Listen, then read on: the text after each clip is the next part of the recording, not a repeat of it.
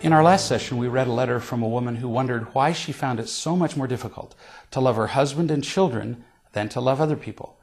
She also felt discouraged that in a recent argument with her husband, she had taken such terrible steps backward in real love. I explained that the people closest to us are often the most difficult to love because we have the greatest expectations of them. Then, when they fail to meet our monumental expectations, we become disappointed and irritated with them. We even feel betrayed. Now, back to the woman who wrote the letter. Now that you understand why you become irritated with your family more easily than with others, what can you do about these feelings? The first step is to realize that the principal cause of your irritation is your expectations. When you remember that, it's much more difficult to be angry at your husband and children for their mistakes. On the occasions when they do fail to do what you want, you can remember that if they were anyone else, their behavior wouldn't bother you. So the real problem is you. The second step in eliminating our irritation at our family members. We must remember that in almost every case, our family members have not received sufficient real love themselves.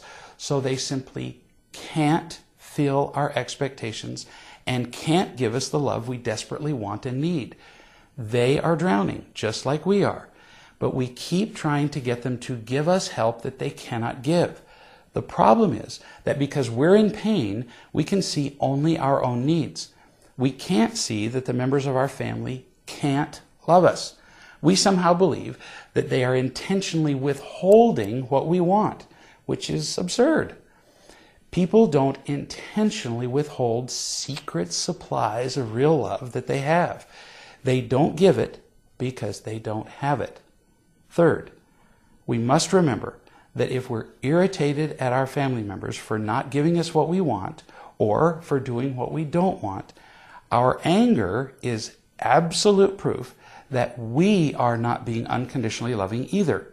In that condition, it's a bit hypocritical to be telling other people that they should be more loving toward us, don't you think? Fourth, we must realize that we don't have the right to expect anyone to love us.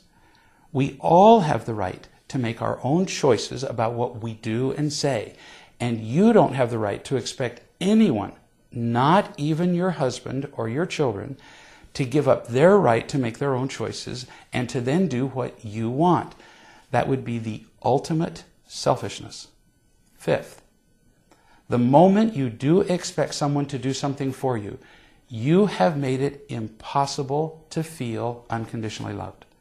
Real love is freely given and received. And when you expect it, you can't freely receive it, even if someone actually offers it to you.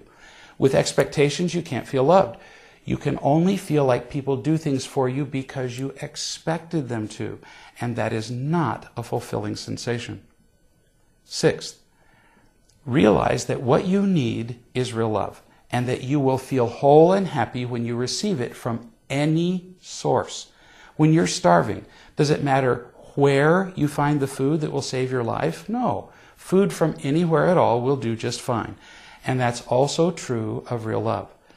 Learn to tell the truth about yourself and receive the real love from anyone who has it to give, anyone who can offer it freely. A process described in many places in the real love literature. As you find that love, you will become capable of offering it to the members of your family who need it. That's 6 steps you can take to help you eliminate your feelings of disappointment and irritation at your family. But you also mentioned that you felt guilty about being such a loser at loving them, like you hadn't learned anything about real love at all. What can you do about those feelings? We'll talk about that in our next session.